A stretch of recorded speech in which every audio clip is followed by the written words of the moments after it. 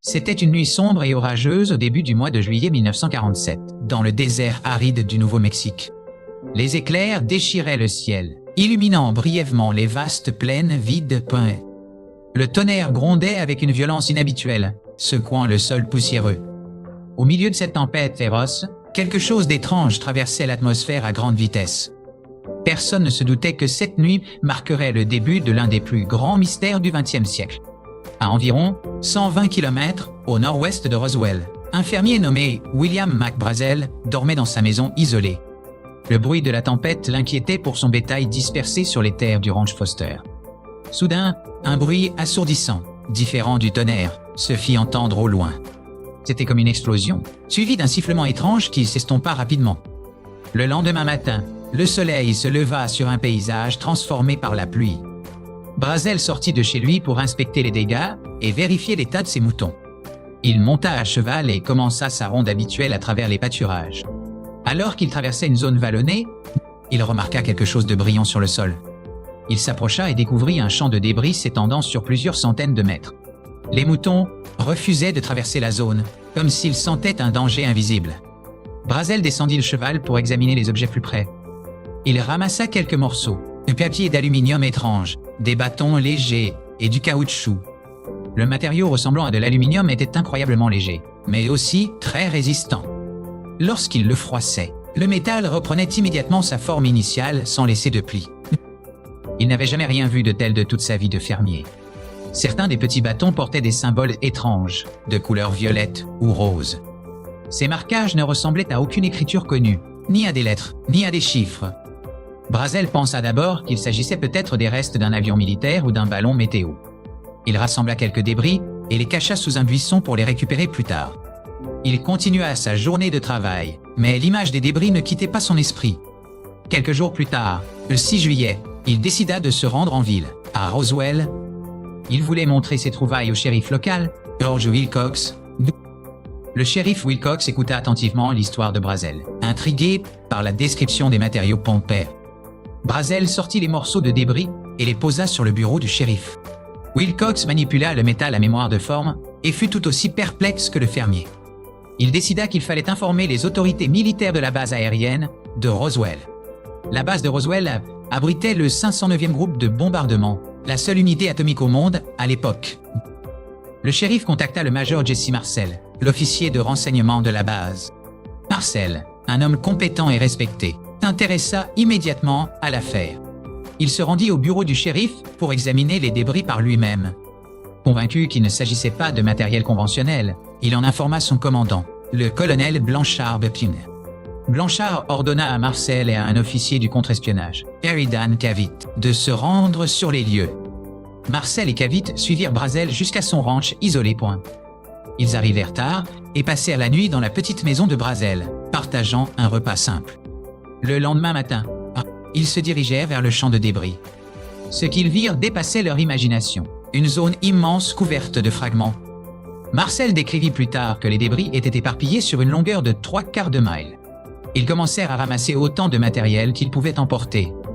Marcel trouva un morceau de métal plus grand, mais toujours aussi léger qu'une plume. Il essaya de le brûler avec son briquet, mais le matériau ne chauffait même pas. Ils essayèrent de casser les petites poutres avec une masse, mais elles étaient indestructibles. Après avoir rempli leur véhicule, ils retournèrent à la base de Roswell. En route, Marcel fit un détour par sa propre maison pour montrer les débris à sa femme et à son fils Ponce. Il réveilla sa famille au milieu de la nuit, excités par sa découverte. Ils étalèrent les morceaux sur le sol de la cuisine pour les examiner. Son fils, Jesse Marcel Jr., se souviendrait toute sa vie des symboles violets sur les poutres. Marcel expliqua à sa famille qu'il regardait peut-être des restes d'une soucoupe volante. Il leur fit promettre de garder le secret, bien que l'excitation fût palpable. De retour à la base, l'activité était frénétique. Le colonel Blanchard ordonna la rédaction d'un communiqué de presse officiel. Le lieutenant Walter O., l'officier de relations publiques, fut chargé de l'annoncer au monde. Le 8 juillet 1947, le communiqué fut envoyé aux stations de radio et aux journaux locaux. Le titre était explosif. L'armée de l'air capture une soucoupe volante dans un ranch de la région de Roswell. La nouvelle se répandit comme une traînée de poudre à travers les États-Unis et le monde entier. Les téléphones de la base de Roswell et du bureau du shérif ne cessaient de sonner. Pendant ce temps, les débris furent envoyés par avion au quartier général de la 8e Air Force à Fort Worth, au Texas. Le général Roger Ramey prit en charge la situation à Fort Worth. Il ordonna à Marcel d'apporter les débris dans son bureau. Cependant, quelque chose changea radicalement dans les heures qui suivirent. Des officiers supérieurs de Washington intervinrent probablement pour contrôler le récit. Ramey organisa une conférence de presse précipitée dans son bureau. Les vrais débris furent vraisemblablement échangés contre ceux d'un ballon météo ordinaire. Marcel reçut l'ordre de ne rien dire et de confirmer la version du général. Des photographes furent invités à prendre des clichés de Marcel et Ramey avec les débris du ballon. Sur les photos, Marcel semble mal à l'aise, tenant des objets qui ne ressemblent pas à ce qu'il a décrit. Le général Ramey déclara à la presse qu'il s'agissait d'une terrible méprise. Il expliqua que le disque volant n'était qu'un ballon-sonde de type Rowin utilisé pour la météo. Les journaux publièrent des rectificatifs le lendemain. Le général Ramey dégonfle la soucoupe de Roswell. L'incident fut rapidement oublié par le grand public, classé comme une erreur ridicule. Mac Brazel fut détenu par l'armée pendant plusieurs jours pour un interrogatoire. Lorsqu'il fut relâché, il ne parla plus jamais des détails de sa découverte. Il changea sa version des faits, affirmant avoir trouvé un simple ballon. Ses voisins notèrent qu'il avait soudainement de quoi acheter un nouveau camion et de l'équipement. L'affaire resta dormante pendant plus de 30 ans. C'est à la fin des années 70 que le physicien nucléaire Stanton Friedman commença à enquêter. Il retrouva Jesse Marcel, désormais à la retraite, qui accepta de parler pince. Marcel affirma catégoriquement « ce n'était pas de ce monde ». Il maintint que les débris sur les photos de presse n'étaient pas ceux qu'il avait trouvés au Ranch Point. Cette interview relança l'intérêt mondial pour Roswell. D'autres témoins sortirent de l'ombre, racontant des histoires encore plus incroyables.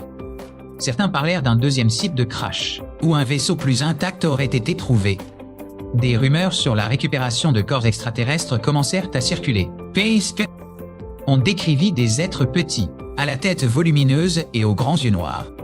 N. Dennis, un employé des pompes funèbres locales, raconta une histoire troublante. Il affirma que l'armée l'avait contacté pour demander des cercueils hermétiques de petite taille.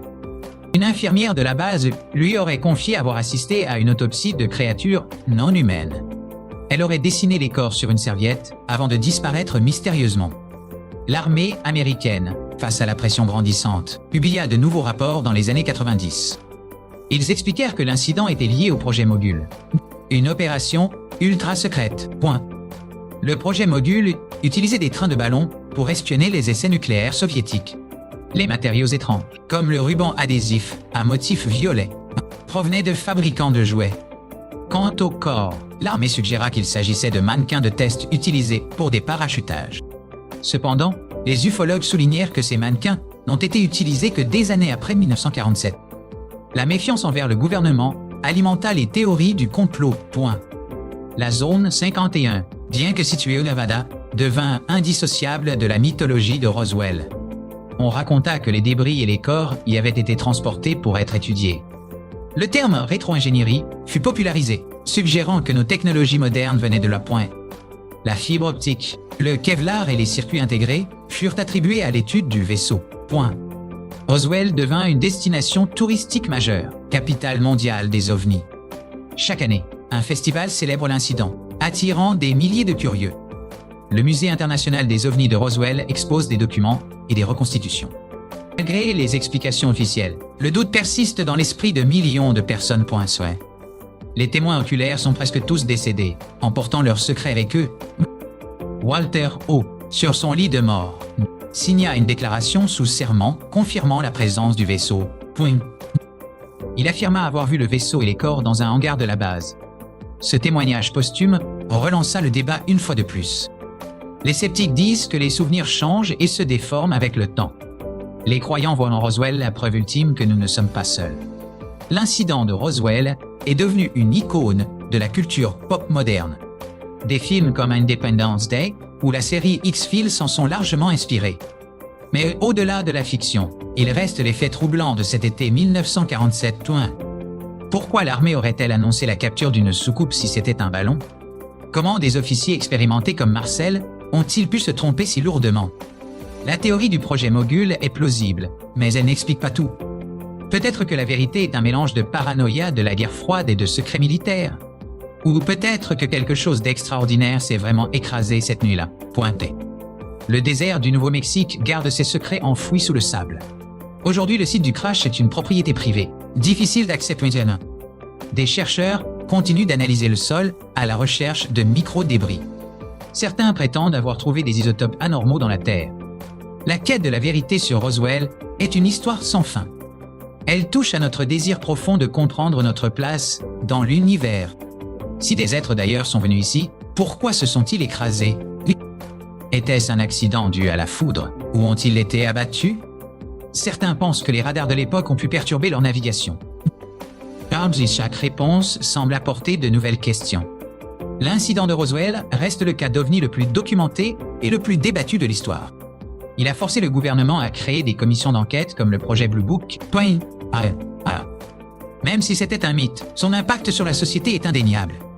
Le mystère de Roswell perdurera probablement tant que nous n'aurons pas de preuves définitives. D'ici là, nous continuons de regarder les étoiles en nous demandant ce qui est possible. L'histoire de Mac Brazel et de ses débris est devenue une légende moderne. Une légende qui a commencé par un orage d'été et qui a fini par changer le monde. Quoi qu'il se soit passé, le nom de Roswell est gravé à jamais dans l'histoire. Peut-être qu'un jour, les archives complètes seront ouvertes. Et peut-être que ce jour-là, nous apprendrons que la réalité dépasse la fiction. En attendant, le vent du désert continue de souffler sur les plaines du Nouveau-Mexique. Il emporte avec lui les chuchotements du passé et les secrets des étoiles. L'incident de Roswell n'est pas seulement une histoire d'extraterrestres. C'est une histoire sur le secret, la confiance et la quête de connaissances. Une histoire qui nous rappelle que l'univers est vaste et plein de mystères. Et que parfois, les plus grands mystères tombent littéralement dans notre jardin. L'héritage de 1947 continue d'inspirer les nouvelles générations de chercheurs. Roswell est plus qu'un lieu, c'est un symbole de l'inconnu. La vérité est peut-être ailleurs, mais elle a commencé ici. Fin de l'histoire, mais début du questionnement éternel. Le ranch Foster a retrouvé sa tranquillité, mais le sol se souvient. Les éclairs de cette nuit de juillet ont éclairé plus que le désert. Ils ont éclairé notre imagination collective pour les décennies à venir. C'était l'incident de Roswell. Une énigme enveloppée dans un mystère, au cœur d'un orage. Que s'est-il vraiment écrasé? Nous ne le saurons peut-être jamais avec certitude. Mais nous ne cesserons jamais de chercher. C'est la nature humaine de vouloir savoir. Et Roswell est le carburant parfait pour cette curiosité. L'affaire est close pour l'armée, mais ouverte pour le monde. Chaque nouveau documentaire apporte une nouvelle perspective. Les analyses scientifiques deviennent plus sophistiquées.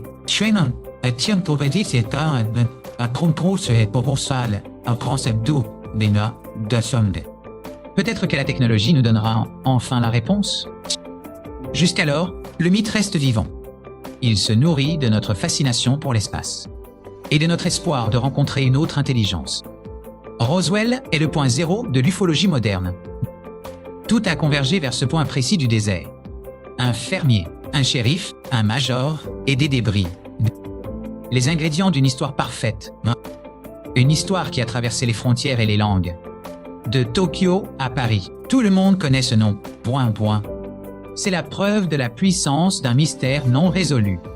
Le crash de 1947 est un miroir de nos propres peurs et espoirs.